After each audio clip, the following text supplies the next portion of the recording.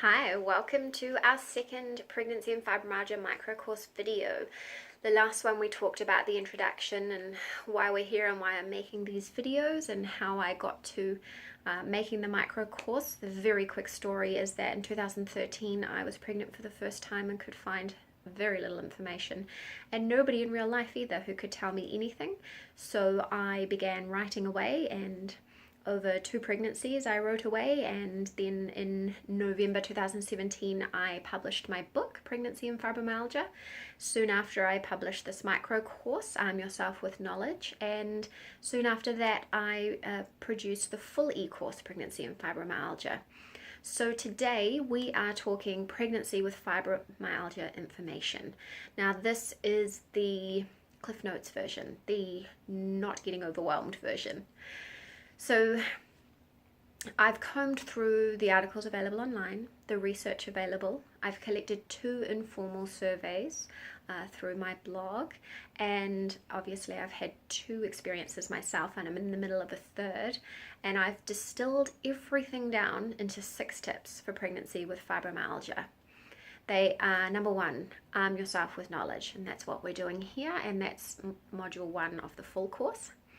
Number 2, get your body into the best place possible before conceiving. Obviously, if you start off in a better position health-wise, hopefully you can maintain that going through.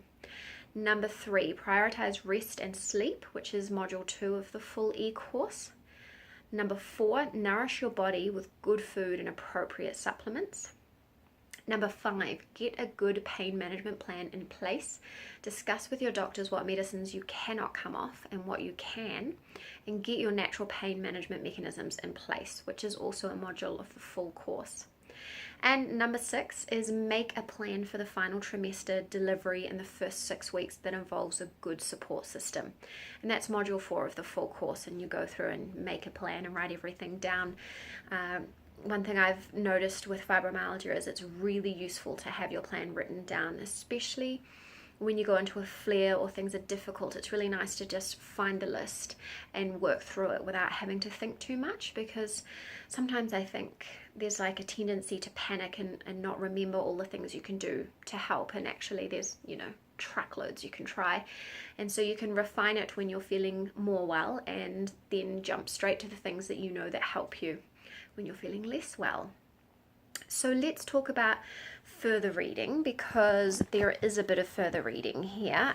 As usual, I do like to provide plenty of further reading so that you can kind of take the beginning information from me and then go as far as you like, and you can break it up into different sessions, especially if fatigue is an issue at the moment.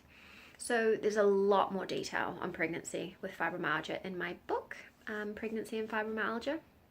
That's basically everything I've written and then edited up nicely into a book. And then there are resources in my Pregnancy and Fibromyalgia resource page. So there's quite a lot of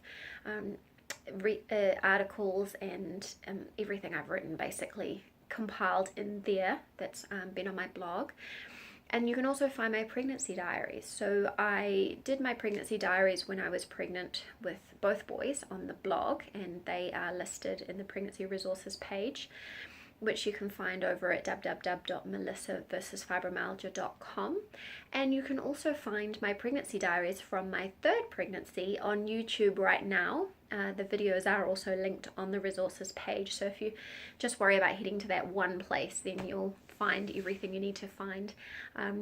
It's really exciting. You can kind of compare the fact that I wasn't in a good place health-wise. I hadn't sorted a lot of things out before my first or my second pregnancies, and that carried into the pregnancies. I found them really difficult, whereas this 3rd time I was in a much better place health-wise. I had gotten myself onto low-dose naltrexone, which was making a big difference, and that's carried through into the pregnancy. We'll see how the 2nd and 3rd trimesters bear out, but so far it's made a big difference. So those 6 tips really formulated from best practice, from what I have experienced myself and researched. So I hope that they help you, and we talk next in the next video, nursing with fibromyalgia. See you then.